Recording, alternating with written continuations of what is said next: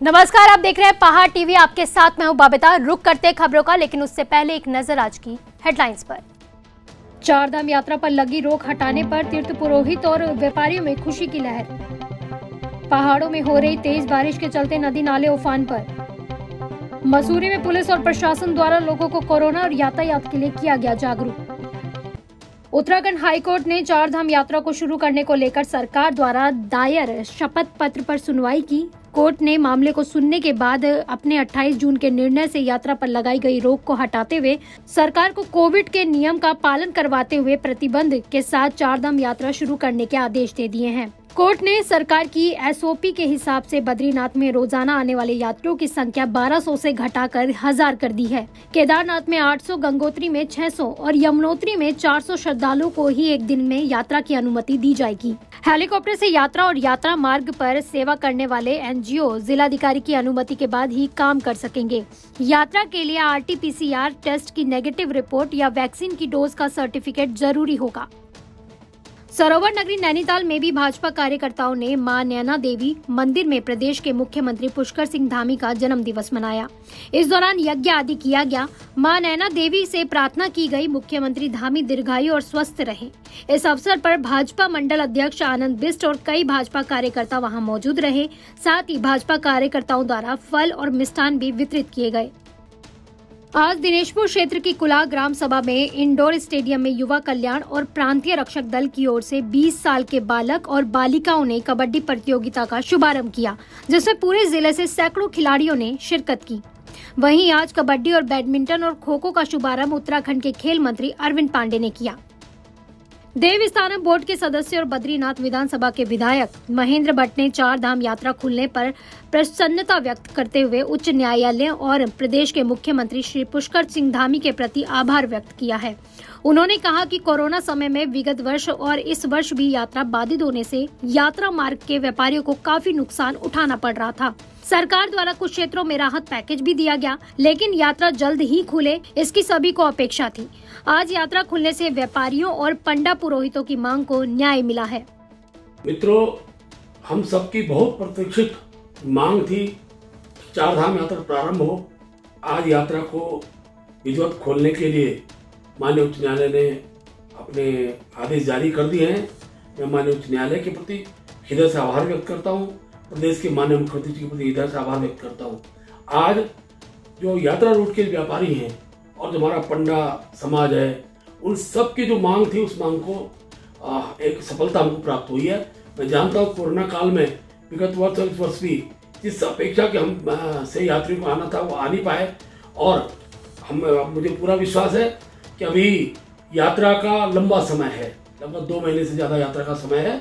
और मेरा अपेक्षा रहेगी पूरे देश के सभी धर्मावलंबी नागरिकों से कि इस समय पर उत्तराखंड का मौसम सुहावना है और आप निश्चित रूप से यात्रा के लिए आएंगे तो बड़ी संख्या में आप चारों धामों के दर्शन करने का भी सौभाग्य आपको प्राप्त होगा। आज डोईवाला रेलवे स्टेशन पर नार्दर्न रेलवे मेंस यूनियन की बैठक का आयोजन किया गया, जिसमें कर्मचारियों की समस्याओं को लेकर चर्चा की गई। बैठक में देहरादून जिले के अलावा हर्रावाला, रायवाला, ऋषिकेश आदि रेलवे स्टेशन के कर्मचारियों ने शिरकत की, जिसमें रात्रि ड्यूटी और अन्य समस्याओं पर भी चर्चा की गई। इस दौरान यूनियन से जुड़े पदाधिकारियों ने कहा कि प्रत्येक महीने अलग अलग रेलवे स्टेशन पर इस तरह की बैठक का आयोजन किया जाता है, ताकि हर क्षेत्र के कर्मचारियों की समस्याओं को सुना जा सके, जिसके बाद इन समस्याओं को केंद्रीय रेलवे मंत्री के समक्ष रखने के बाद इन समस्याओं का समाधान हो सके। हर महीने हम लोगों की मासिक एक बैठक होती है, जिसे ब्रांच काउंसिल मीटिंग कहते हैं, शाखा की मासिक बैठक। तो हम लोग हर स्टेशनों पे जा कर के कर्मचारी की समस्याओं को क्या हम कर रहे हैं, क्या वो हमें नया यहाँ जो समस्या है वो हमको अवगत कराएंगे। जो साथी यहाँ डोईवाला रेलवे स्टेशन के, चाहे ऑपरेटिंग के साथी हों, सिग्नल के साथी हों, इंजीनियरिंग के साथी हों, ये जो हमारे साथी यहाँ स्टेशन पे काम करते हैं, उनको विभिन्न प्रकार की समस्याएं लोगों को रहती है। वो समस्याएं जब ले आते हैं तो हमको उस स्तर तक जो है ले जाते हैं, चाहे यहाँ रेलवे का हो, चाहे यहाँ प्राइवेट में, चाहे सिविल का कोई हो। तो वो समस्याएं हम लोग बैठ करके अगले महीने इनको बताते हैं कि ये काम हमने आपके किए हैं, ये काम बाकी, ये काम आगे चल रहा है। यहाँ जो कर्मचारी है देहरादून से लेकर के ऋषिकेश, रायवाला और मोतीचूर, वीरभद्रा, नए ऋषिकेश, ये एक हर्रावाला और देहरादून की जो समस्याएं हैं, जो इस शाखा के, उनकी समस्याओं पर हम लोग इस मासिक बैठक में चर्चा करते हैं। विश्व हिंदू परिषद कर्णप्रयाग के कार्यकर्ताओं ने तहसीलदार के माध्यम से जिलाधिकारी को ज्ञापन देते हुए कर्णप्रयाग नगर से कब्रिस्तान को हटाकर दूसरी जगह शिफ्ट करने की मांग की है। विश्व हिंदू परिषद के कार्यकारी अध्यक्ष प्रताप लथूरा, आशीष थपलियाल ने कहा कि कर्णप्रयाग नगर जनपद चमोली का मुख्य नगर है और इसकी जनसंख्या लगभग 15,000 है। आबादी के मध्य स्थित कब्रिस्तान से अब जनसंख्या वृद्धि और नव निर्माण के लगातार बढ़ते जाने के कारण स्वास्थ्य की दृष्टि से समाज पर प्रतिकूल प्रभाव पड़ने की संभावना से इनकार नहीं किया जा सकता है। पिछले 2 सालों से कोरोना जैसी भयंकर महामारी के दृष्टिगत हुई जीवन हानि की भांति इस दूषित पर्यावरण के कारण किसी अन्य जीवाणु जनित बीमारी की आशंका लगातार प्रबल बनी हुई है।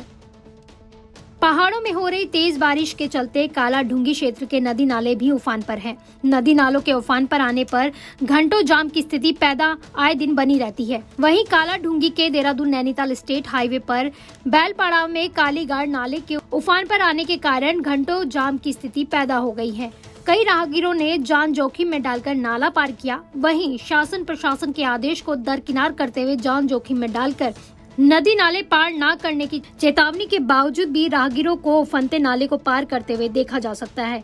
मगर देखने वाली बात तो ये है कि शासन प्रशासन का कोई भी नुमाइंदा मौजूद नहीं था। ऐसे में यदि कोई बड़ा हादसा हो जाता तो इसकी जिम्मेदारी किसकी होती।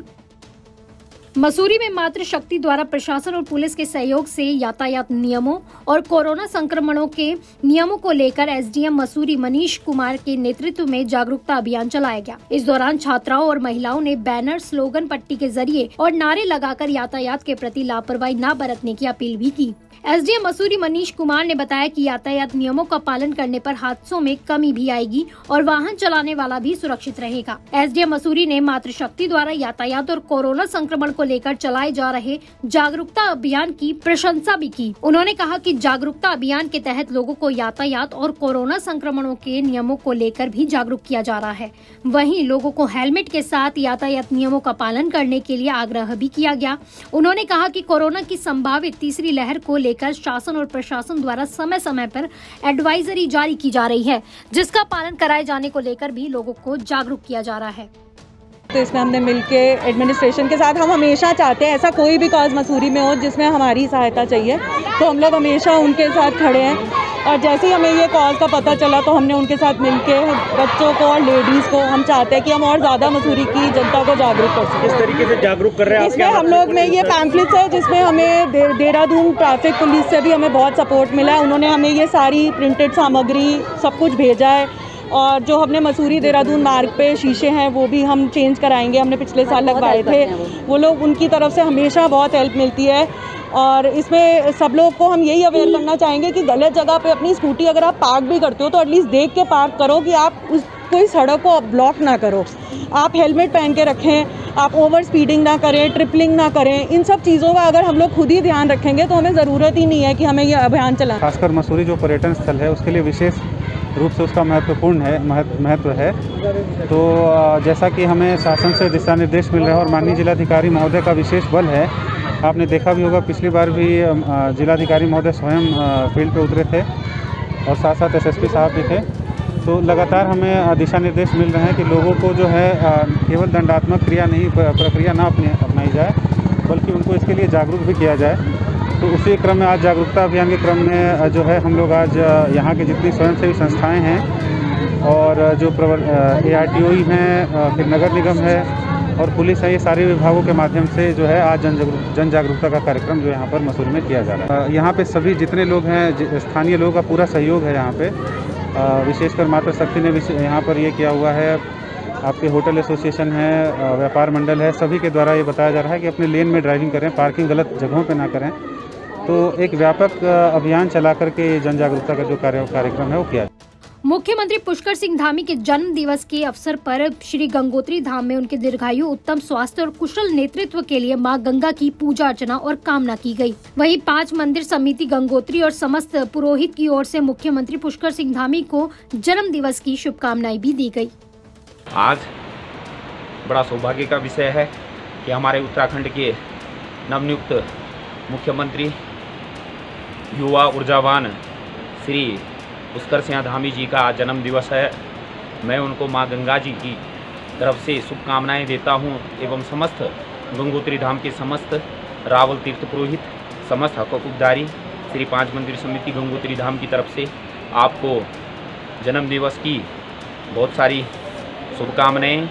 आप दीर्घायु रहें, इन्हीं कामनाओं के साथ मां गंगा आपको और ऊर्जा दे, जिससे कि आप उत्तराखंड राज्य की जनता की सेवा कर सकें। और साथ ही आज जन्म दिवस के उपलक्ष्य में आपसे एक निवेदन करता हूं गंगोत्री धाम से कि जो ये देवस्थानम एक्ट है महोदय, इसको आप जरूर ख़त्म करेंगे।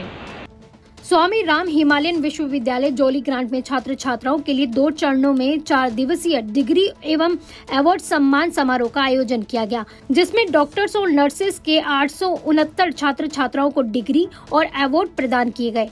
स्वामी राम हिमालयन विश्वविद्यालय जोली ग्रांट के कुलपति डॉक्टर विजय धस्माना ने कहा कि पहाड़ों में डॉक्टरों की कमी है, लेकिन हम इस कमी को दूर करने की दिशा में काम कर रहे हैं। टिहरी जिला चिकित्सालय बेलेश्वर और देवप्रयाग सहित पौड़ी में हिमालयन हॉस्पिटल जनसेवा के क्षेत्र में काम कर रहा है। संस्थापक स्वामी राम जी के पहाड़ में स्वास्थ्य और शिक्षा के विजन को भी SRHU साकार कर रहा है। दूरस्थ क्षेत्रों में भी स्वरोजगार और कौशल विकास के क्षेत्र में युवाओं को आत्मनिर्भर बनाया जा रहा है।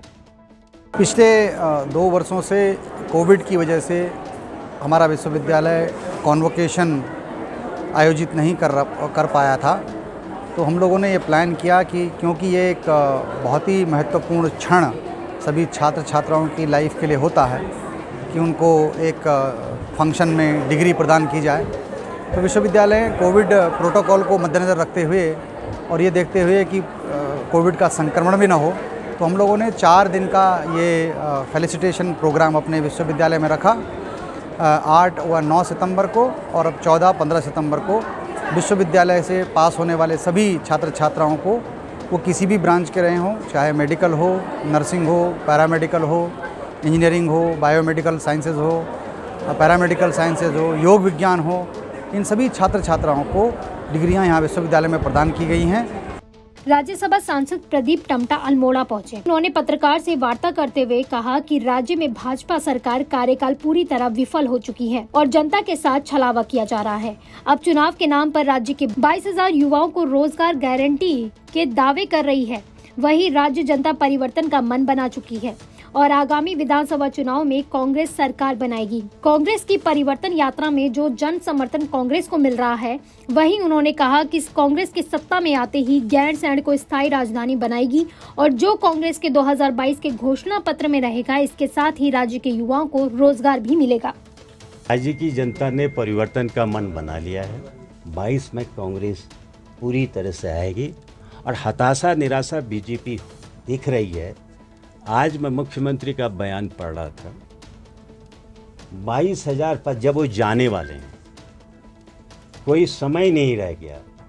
नवंबर दिसंबर में कभी भी आचार संहिता लग सकती है। वो 22,000 नौकरियों की बात कर रहे हैं।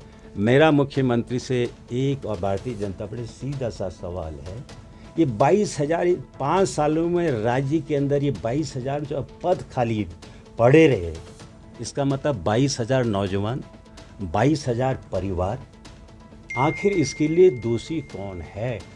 इस राज्य के नौजवानों को, सपनों को जिन्होंने चकनाचूर किया है हमारा, आखिर तभी तो 22,000 पर अचानक राज्य की सरकार घोषणा कर रही है। इसके लिए कौन जिम्मेदार है? मुख्यमंत्री पुष्कर सिंह धामी के जन्म दिवस पर भारतीय जनता युवा मोर्चा के कार्यकर्ताओं ने हवन यज्ञ किया। कार्यकर्ताओं ने मुख्यमंत्री की दीर्घायु की कामनाएं की। इस दौरान युवा मोर्चा के जिला अध्यक्ष सुनील सिंह बिष्ट ने कहा कि सीएम धामी के नेतृत्व में सरकार प्रदेश में बेहतरीन कार्य कर रही है। 2022 में भाजपा 60 से अधिक सीटें जीतकर दोबारा सरकार बनाएगी। बिष्ट ने कहा कि जो भी कार्य सरकार की ओर से भाजयुमों को सौंपे जाएंगे, उनका पालन करते हुए उन्हें तत्परता के साथ पूरा किया जाएगा।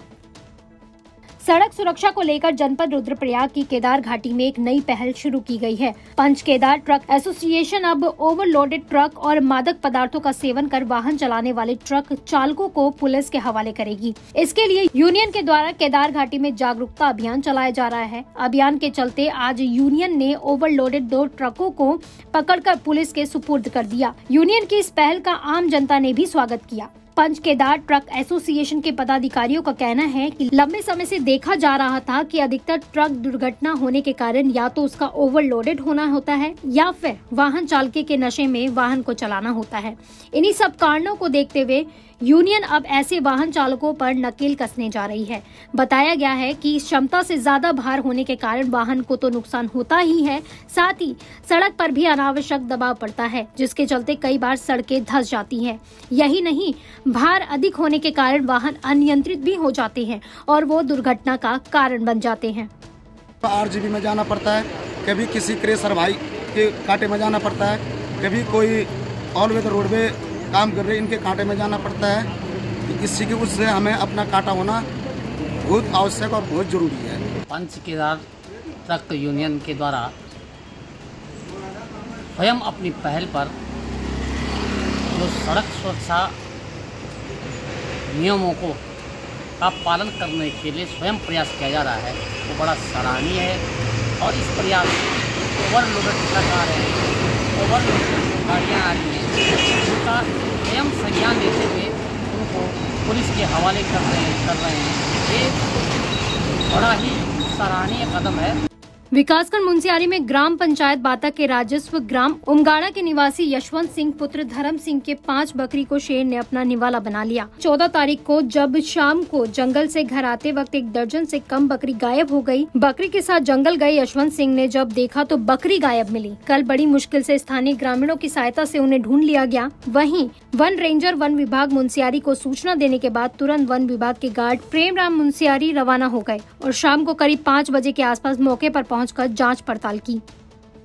विधानसभा उपाध्यक्ष रघुनाथ सिंह चौहान ने गुरुवार को मुख्यमंत्री पुष्कर सिंह धामी के जन्म दिवस पर लोगों को मिष्ठान वितरित किए। भाजपा कार्यकर्ताओं ने मुख्यमंत्री की दीर्घायु की कामनाएं की। साथ ही विधानसभा उपाध्यक्ष रघुनाथ सिंह चौहान ने लोगों को केंद्र और राज्य सरकार द्वारा संचालित जन कल्याणकारी योजनाओं की जानकारी ग्रामीणों को दी। चौहान ने कहा कि मुख्यमंत्री पुष्कर सिंह धामी के नेतृत्व में 2022 में भाजपा की पूर्ण बहुमत में सरकार आएगी। उत्तरकाशी के बड़े नेता सूरतराम नोटियाल घर वापसी कर चुके हैं। उनके साथ ही कई ग्राम पंचायतों के प्रधानों ने भी पार्टी का दामन थाम लिया है। आपको बता दें कि 2017 के चुनाव से पहले पार्टी ने जब उन्हें टिकट नहीं दिया था तो सूरतराम नोटियाल ने निर्दलीय चुनाव लड़ा और 10,000 के लगभग वोट प्राप्त किए थे।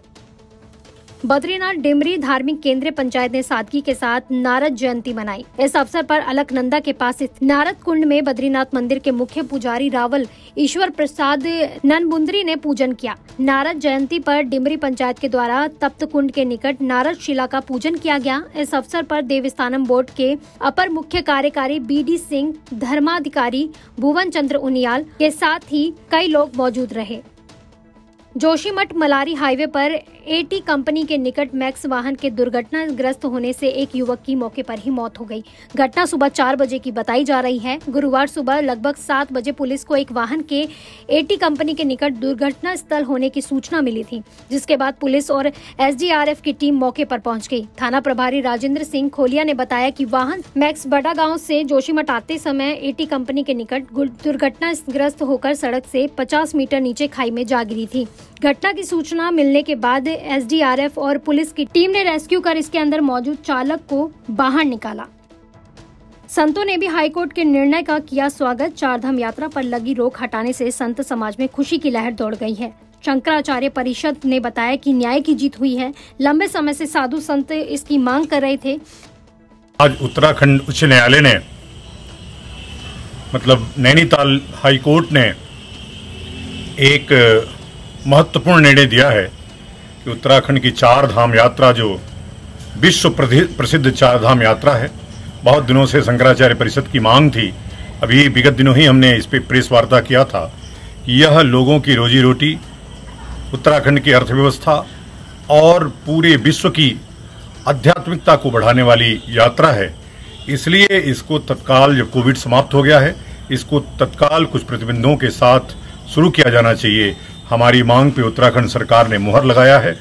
अब राज्य सरकार को चाहिए कि भरपूर व्यवस्था करके चार धाम यात्रा को ठीक से शुरू कराए, सुव्यवस्थित रहे, सुसंचालित हो, अच्छे से संचालित हो। इन शुभकामनाओं के साथ मैं उत्तराखंड के मुख्यमंत्री को भी बहुत बधाई देता हूं कि उन्होंने कोर्ट में अपना पक्ष बहुत ही ताकतवर मजबूती से रखा है।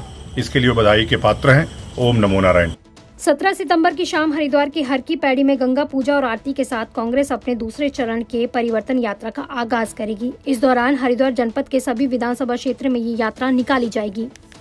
कल शाम से हरिद्वार में हर की पैड़ी पर गंगा पूजन से प्रारंभ होगा और 18 तारीख से हम विभिन्न विधानसभा क्षेत्रों के हरिद्वार के सभी विधानसभा क्षेत्रों का भ्रमण कर परिवर्तन की इस बयार को और मजबूती के साथ जनता के बीच जाकर लोगों को इस बात से समझाने का प्रयास करेंगे कि इस राज्य का भला भारतीय जनता पार्टी के रहते हुए बिल्कुल नहीं हो सकता है और उसके लिए आवश्यक है कि कांग्रेस की सरकार को आम लोग चुने और तभी जाकर कुछ जीवन में परिवर्तन आएगा, जीवन में बेहतरी होगी। सर, चारधाम यात्रा को खोले जाने को लेकर कांग्रेस लगातार गंभीर है, प्रदर्शन भी किया। इसको लेकर के सर हाईकोर्ट जा रहे हैं? हमने कल हाईकोर्ट के लिए नियत कर दिए थे वकील और आज वो वहाँ अपीयर भी हुए और बड़ी खुशी की बात है कि माननीय न्यायालय ने सशर्त सरकार को कुछ शर्तों के साथ उन शर्तों को पूरी करने के बाद यात्रा शुरू करने की इजाज़त दे दी है। और शर्तें क्या हैं? शर्तें यही हैं कि भाई आप कोविड की रोकथाम करिए।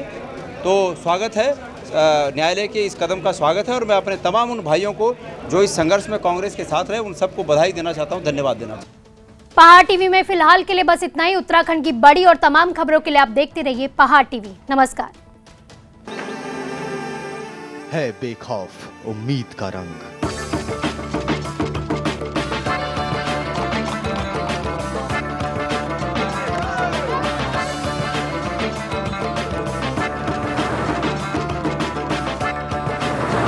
है आस्था भी।